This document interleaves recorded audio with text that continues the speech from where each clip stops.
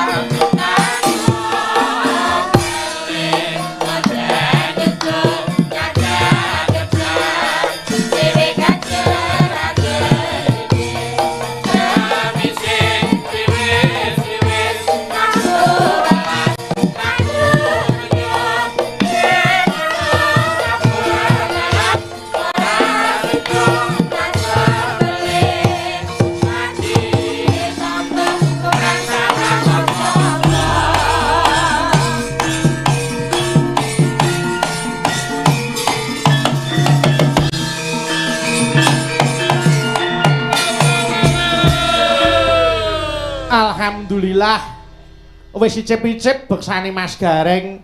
Assalamualaikum warahmatullahi wabarakatuh. Wilujeng dalu Mas Gareng. Waalaikumsalam warahmatullahi wabarakatuh. Wilujeng dalu Mas Bayu. Tuku cireng neng Kutha Sala Mas Gareng panjang yuswa. Ya amin amin amin amin. Nggih tuku tebu cacahe 3. Mas Bayu. Apa? Delok napasku. Lah wong napas ya isih penak ngono, Kak. Penak apa menggeh-menggeh kok. Menggeh-menggeh nu enten apa? Mas, hukum fisika. Enten apa dengan hukum fisika? Dengan udara yang dingin, oksigen tipis. Lah kok bukan pola kok ngene, aku nyedot apa? Arep udarane dingin terus di napa niku dipirsani piyai semono akeh saiki dadi anget timbul semangate. Niki sing marai menambah power kula nggih piyai sing mirsani dalu niki. Hebat sanget. Cobi Mas Gareng. Piyai sakmene kok madhep rene kabeh. Enek siji sing madhep rono kae. Oke nguyu. Iya. Ngomong wajan niki ngetokke bahwasanya tempat sini itu memang sing seneng budaya tasih kathah. Alhamdulillah. Yai mriki pancen minded dateng wayang kok Mas Gareng. Nggih, namung inggih anu Mas Gareng nyuwun duka kula nyuwunaken menapa menika mamitaken dhateng Bapak ing janipun kula sowan menika rak nderekke pake to.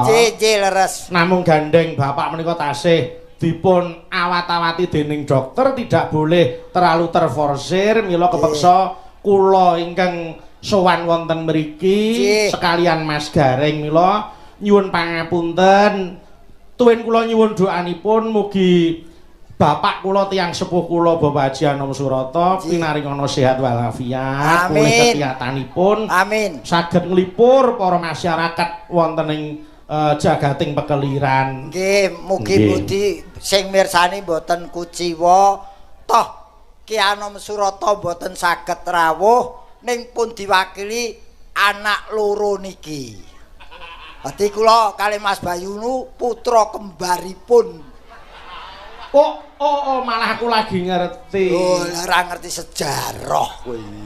Mila bapak riyen paring dawuh, anu Bayu kowe iki aja sia-sia karo Mas Gareng. Kae iki ari-arimu, ngaten. Arep tak pendem kok joget. Wo, bake dadi Gareng. Dadi aku lahir gudres getih ngono ya. Wong iki wong jenenge mewakili bapak. Nggih to, paling boten membuat suasana semakin meriah, semakin regeng gayeng. Wah, jan saestu Mas Gareng. Aku sawan ning kene geloku setengah mati. Kok gelo ten apa? Ora ning pantai ora turu kuwi. Pantai kene lak pantene pantai ora turu to. Ngliyep. Lah ya ngliyep kuwi ora turu, ngliyep terus. Wah. Oh, ora yen kono waduke iki watu gandul. Kuwi sing diliwati dhewe saka jalan raya kono ngliwati waduk watu gandul. Apa watu gandul kuwi? Kalah. Karang kates ki lho. Karang ki apa? Watu. Ha, kates ki gandul. Walah. Kowe kurang. Aku nek cara Banyumas ngarani kates iki gandul, nek kiai kene ya bingung. Makane sering piknik. Gen ngerti istilah-istilah liyane. Wong jenenge ditimbali panjenengane Pak Sando Junedi. Wah, komplit aku bakal ngarani. Nggih. Wah, jan piyayi kok ora lepas saka asmane utawa namanya. Sampeyan ngonceki asmane Pak Junedi. Nggih, kula sedina wae lak jagongan kalian Pak Sando Junedi. Heeh. Bareng ngoten, wah sesuai dengan namanya. Apa maksud dari nama nuwun sewu Sando Junedi? Sando Junedi. Persuku kata apa per huruf? Persuku kata, Mas. Oh nggih. Terus Sandu santai orangnya tidak terlalu formal. Nggih. Wonge santai, jagongi kula nggih santai mboten formal. Nggih, terus doa selalu dipanjatkan setiap memulai sebuah pekerjaan. Amin. Terus jujur orangnya. Leres.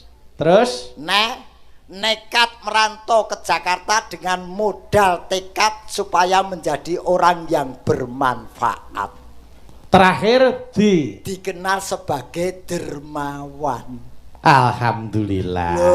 Hebat tenan Mas Gareng. Dermawan napa enten sinden niki saombyok niki. Ya 11 ngono lho. Seragam biru kabeh wah pamer. Durung kok anu waranggana durung kerawitane kabeh diparingi jaket kabeh nganti tekan peniti karo sopir. Oh, ora hebat. Wis sesuk jakete seragam wis. Karo aku dorang lurui sesuk. Jaket ora hebat. Kowe rasa ngresula urung itu aku dhewe ya urung kok. Lah kenapa wis nganggo jaket kulit nok sampeyan ya. Iki ora mung kulit tok iki sak tetelane. Wong Pak Junedi iki wis pirsa. Iki sapa iki kepiye wis di nganu apa? Pak Junedi pendampingnya Bu Ririn. Apa arti dari Ririn? Ayo. Iki diterjemahke. Ha iya no. Ayo aku wis ngerti nek ora golek mula tak tekokke. Sapa Ririn? Nggih, Bu Ririn. Iki riang hatinya menjadi istri dari Bapak Junedi. Nggih. Terus Rino wengi tansah ndampingi Pak Junedi. Adi. Wis jenenge sapa meneh kene? Ya. Jenenge sapa meneh tak terjemahke. Oke, gandeng sampean antang saiki aku njaluk tulung dukuhe Krajan. Ayo. Krajan. Heeh.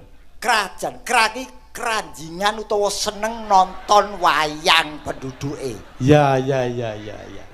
Ya bener, heeh. Terus Jan. Jan iki aneh, seneng nonton kok ora tau nanggap. Ya. Ya durung, gitu. Tahun iki dadi penonton, engko tahun ngarep dadi penanggap Allahumma. Amin, amin. Ya didongake piyai kene sugih rejeki. Amin, amin. Paringi sehat walafiat. Amin. Gitu, Wis. panjang umur. Wis dukuhe wis apa meneh? Desane Kedung Salam. Ya. Ayo. Kedung Salam ku lak duwe kades to. Iki kadese mirsani ra iki? Mirsani no. Pak, ora ketang rokok sak pak lho, Pak. Tak gawe apik. Ngopo to kok terus rokok barang ini? Oke, kaitannya dengan acara malam hari ini. Kedung Salam terkait dengan acara hari ini. Pripun Slendra?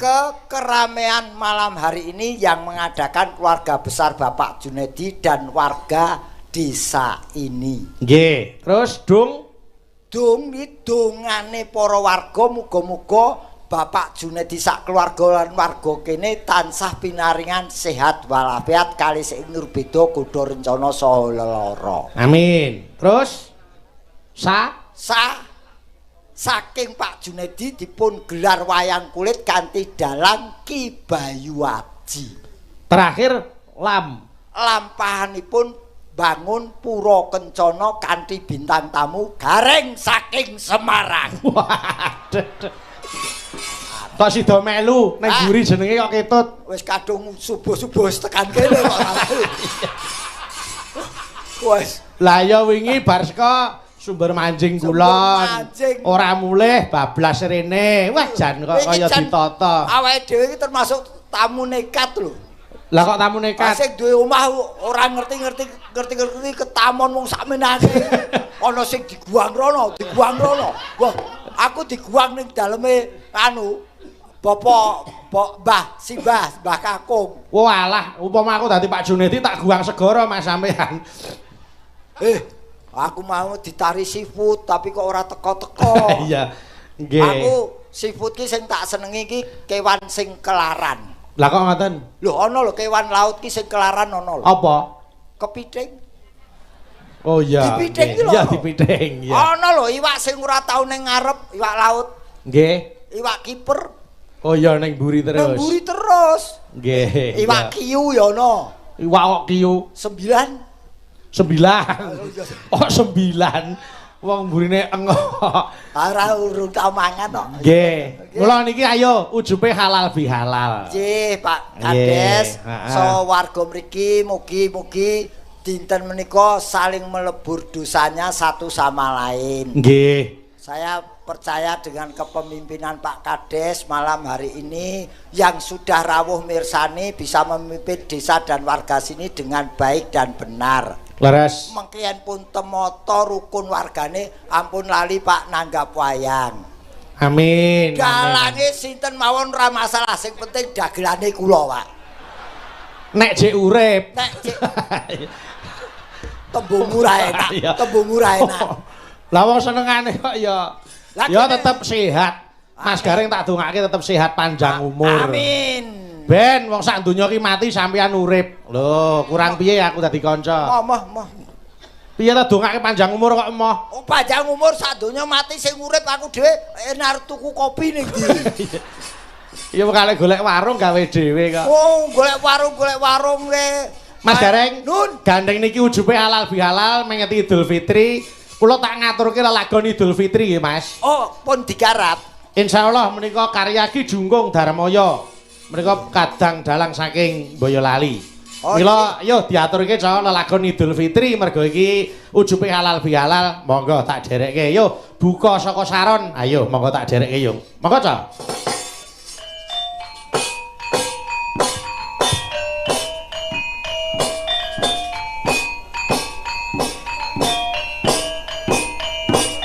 Yuk. Bareng.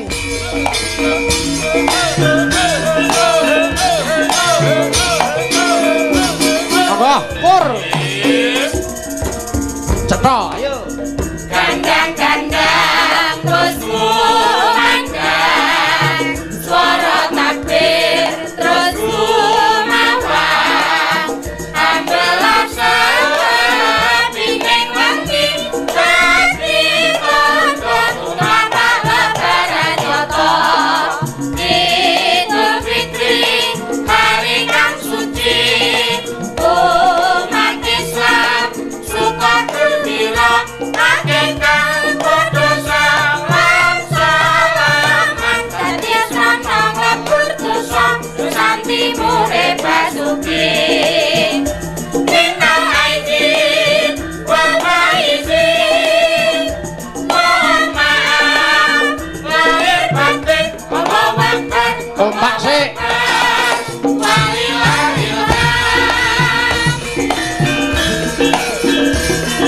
Yo, takbir, ayo. Mas Dedi. Allahu Akbar, Allahu Akbar, Allahu Akbar. La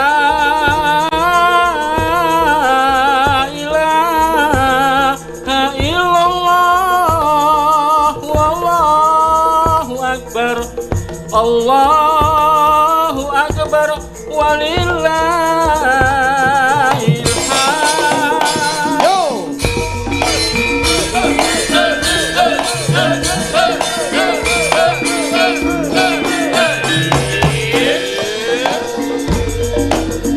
Gandang-gandang terus kumandang, suara takbir terus kumawang, ambelah sepingin wangi, dadi pondok umat lebaran joto. Idul Fitri hari kang suci, umat Islam suka gembira, akeh kang padha salam-salaman, dadi seneng lebur dosa sesanti mure basuki. Minal aidin wal faizin, mohon maaf lahir batin, Allahu Akbar, Allahu Akbar,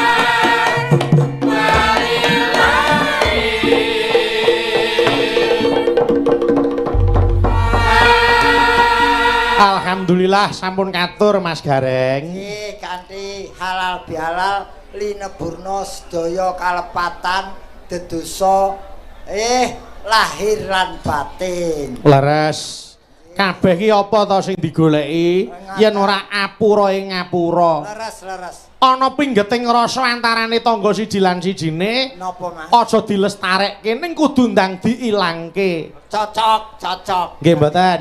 Napa-napa niku wong jenenge menungsa yen isih urip mesti kedunungan salah lan dosa. Apes murka lali niku sandangane menungsa. Betul. Mula kabeh niku becike tinimbang ngoreksi kekurangane wong liya luwih becik kita introspeksi diri, mawas diri ndandani awake dhewe karep ben saya becik. Leres, Mas, leres.